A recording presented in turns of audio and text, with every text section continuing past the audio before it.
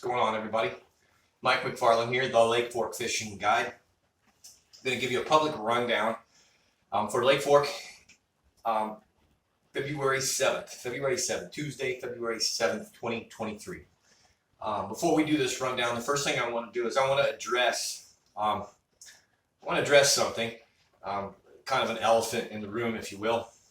There's been some talk, or so to speak, rumor going around that I have said that Lake Fork is toxic. So the first thing that I want to do is clarify, number one, I don't believe that I said it that directly. But if for some reason in one of the past videos where I discussed potential toxicity, it was taken wrong, and even if maybe I did, I'm not sure, but I don't believe that I made a statement that the lake itself is toxic. So I want to just clarify that, and I want to apologize for a misunderstanding if there was. What I do want to clarify is my intentions of those videos. When I discussed this, I talked about the lake being surrounded with septic tanks, thousands of homes that run off septic tanks. I have one right here in my home that leaches into my pond with 6 other homes surrounding the pond. My pond definitely has septic juices that end up in it. And then it goes into the creek and into Lake Fork. And so my intentions of that particular video or group of videos that I run was I talked about high pH, high alkalinity, and potential toxicity without grasses. My intentions, so please listen to me clearly here, were to give us some grounds to push for the necessity of grass in the lake. When I say grass, I mean hydrilla. Hydrilla filters the water, cleans the water, oxygenates the water. Hydrilla makes for better bass fishing. So my intentions were not to harm the lake, harm the area, foul-mouth the lake itself. They were to bring to light that without grasses, if we keep completely eradicating the lake to dirt shorelines, the potential for those bad things and high toxicity in the lake are huge. That was my intention. If the lake was toxic, then the shad wouldn't exist. They're the most fragile bait fish that we have. It's full of crappie. The lake is generally healthy. I think that the shallow waters, the shallow backwaters are suffering. They're suffering tremendously. And maybe those shallow backwaters do have higher pH value that the bass don't like. But Mark Pack himself would tell you that Garrett Creek used to be one of his favorite creeks when it had grass. Remove the grass, and Mark had nothing to do with Garrett Creek or Elm Creek ever again. And so those backwaters that need the vegetation, where the creeks flow, where that water's coming into the lake, again, I want to just clarify, and if I misled anybody or anybody took it as though I was dogging the lake, I'm very sorry, and that was absolutely not my intention. I love the lake. I moved here to marry the lake. I am married to the lake. I have so much invested. Truck, boat, Mcfarlands corner, the whole thing. My life is the lake. I want the lake to do better, and I want our grasses back. So, with that being said, I want to address the elephant. The elephant in the room to me is this. If you've ever had chickens, when one chicken starts squawking for whatever reason, the rest of the chickens start squawking, and most of them don't even know what they're squawking about. And I'm going to tell you, I've fished all over the country, and guides and lakes and things like that have drama. They just have drama. It doesn't matter in the ocean, it doesn't matter where you go, north, south, east, west, there's drama. But I have never in my life experienced more squawking chickens than Lake Fork area itself.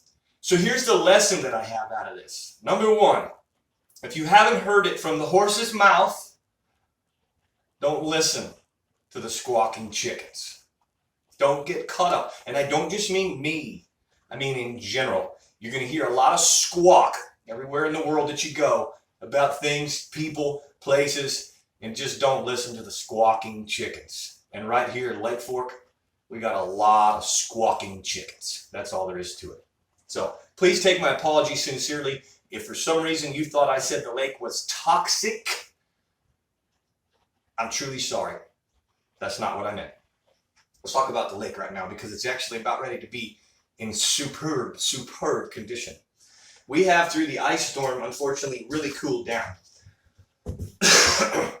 Monday, Tuesday, Wednesday was all ice last week. When that melted, the lake is still rising. It's risen so much that we are now 4 foot, probably 5 inches below full pool. The 5.0 is 6 inches. So 3.9864, we're about 4'4" below full pool.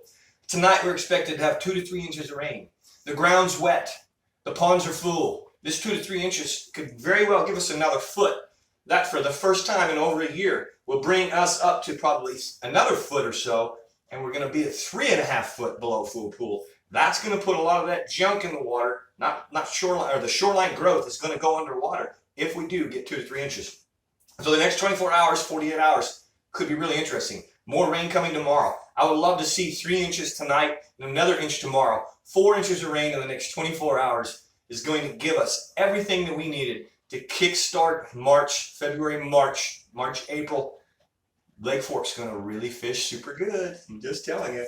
0 to 1 clarity. And as I said, the water got cold in the backwaters due to that snow and ice, not snow and ice, the freezing ice, freezing rain. As it melted, those creeks were draining cold water. It knocked everything out. Majority of the fish that you're going to find right now, including the bait, are out in 20 feet of water, down near on the bottom. They're cold. Everything's lethargic. You might want to break out your spoons, your drop shots.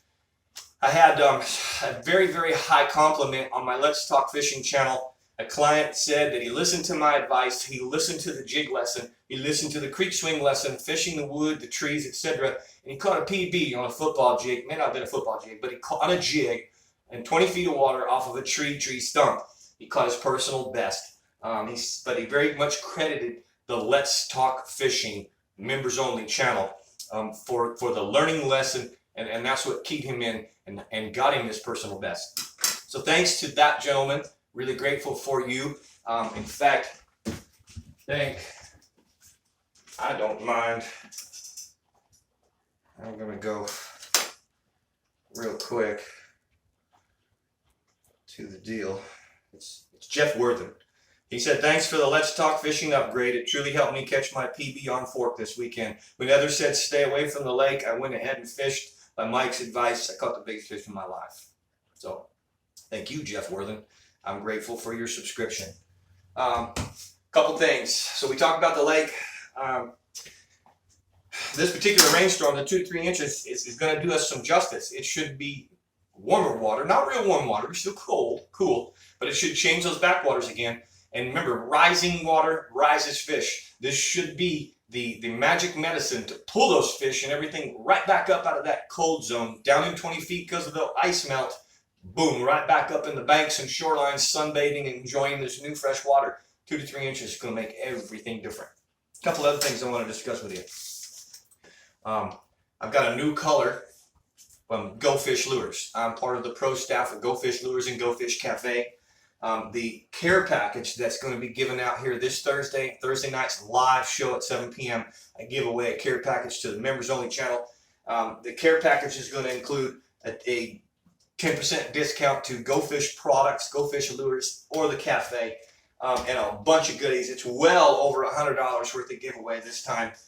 Impact Lures, Tightlines UV, San Antonio Lures, Magic Reaction, the bait of the month, Steve's Prop Shop, Lake Fork Marina, Lake Fork Tackle Lures. Everybody has put in something to give away. So the giveaway is going to be huge. I'm giving away another brand new hoodie. Of course, it's a new hoodie and not worn. But the care package that's going out to members only this Thursday is going to be awesome. Going to have a special guest Thursday night as well on both this Thursday, both publicly and members only. But I want to announce my new color. Go Fish has given me a chance to create my own color, and so I've done that. And we're calling it Silver Apple. You cannot get this color right now yet unless you special order. It's special order only until we get a chance to get product made and put on the shelves. But Silver Apple, and will eventually hit the shelves in Go Fish Lures. I'm really excited. It's going to be called McFarlands Silver Apple. And I'm just going to go ahead. You can see it in the bag here. GoFishLures.com. It's really, really cool. I love the color. Of course, it's kind of a plum apple, and you're probably not seeing the color as well here in the dark studio. But I can't wait till you see it on the shelf when it makes the shelf. And come May, June, July, this is going to be a very, very deadly color. Mike McFarland's Silver Apple from Go Fish Lures, coming to a theater near you very soon. I also want to share with you publicly one more thing. We're going to open this box up together. I've been talking about glide baits.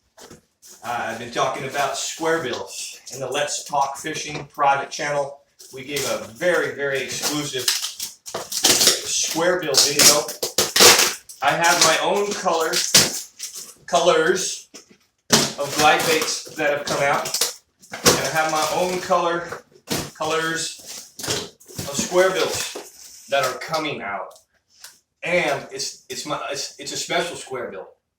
The square bills are not available for purchase at this time yet, but this all comes from Cactus Creek Outdoors. So I'm going to just first of all show you the packaging. Cactus Creek Outdoors AZ. You can find them on Facebook. They don't have a website, but they do have a Facebook page. And what we're going to do is I'm going to pull these colors out real quick. I'm going to pull the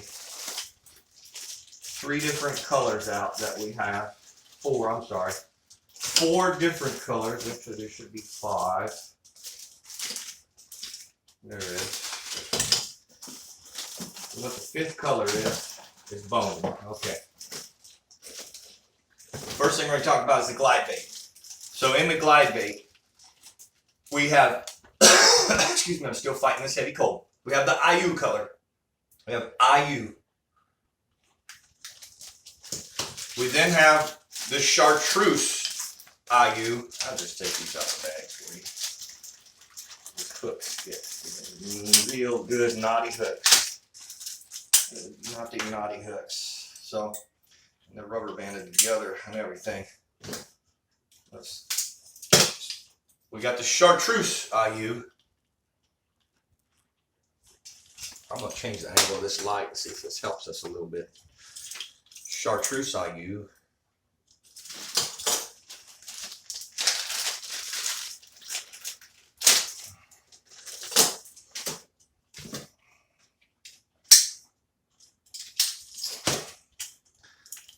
The regular IU, and just so you can see the difference. Oof, man, those hooks are naughty. Just barely touched that hook. IU, chartreuse IU.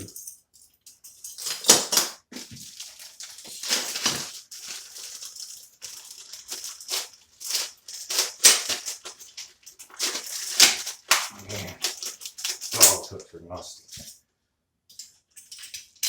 We have Mike's Citrus Shad. This one's going to be awesome this year because the water's going to be a little bit dirtier as it rises several feet this year. And then my final color here that I got,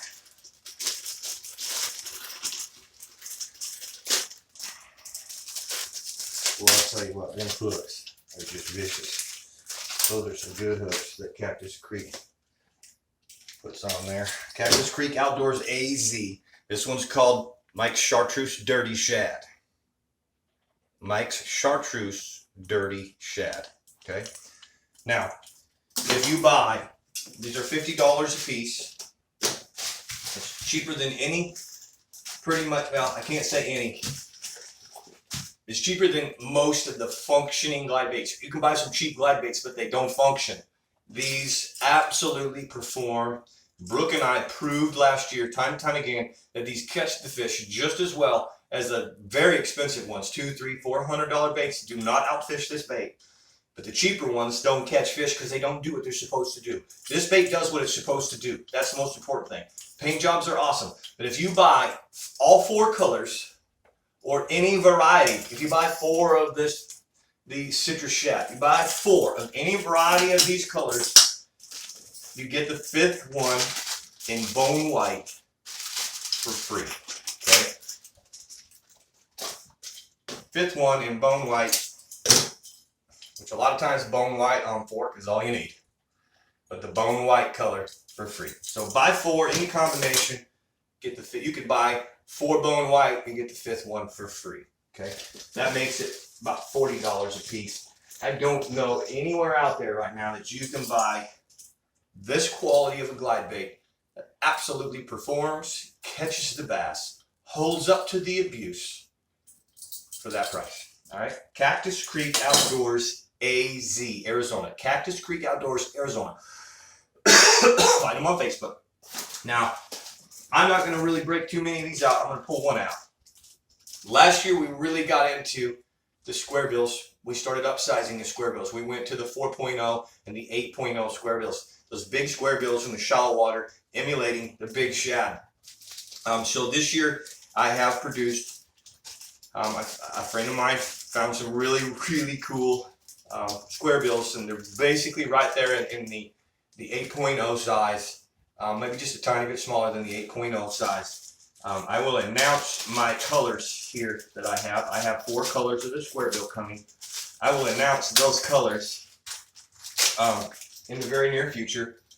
This is one of them. They're not available right now, so please just don't try and order them. This one right here is just a simple chartreuse blueback, but you can see in my hand, the size in my hand. I wish that I would have got. Man, this cough is so awful. This is a pretty big square bill, but this is going to be a deadly, deadly bait this year. Going to catch a lot of big fish on this bait this year. And again, I've got four of my specific colors. I guess I'll show them to you. This one's Mike's Chartreuse Blueback.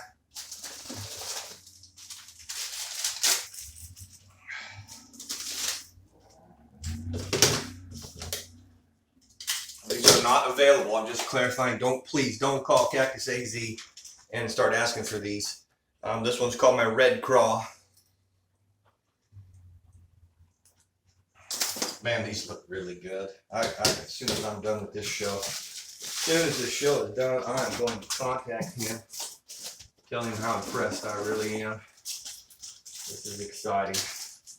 We talked about doing this last year, and we did some tests. We did some trial runs, obviously, with the glide baits. And he mentioned to me about the square bills, and I'm just grateful to carry through with this.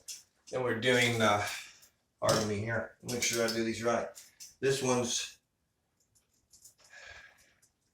I believe is just a chartreuse shad. It might not be the dirty shad. No, this is, I'm sorry. Yeah, this is Mike's Sexy Shad.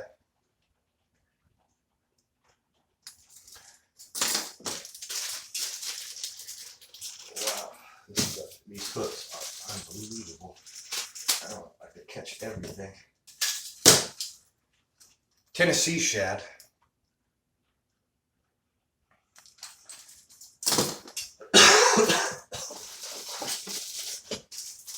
And of course, how could you not have a square bill?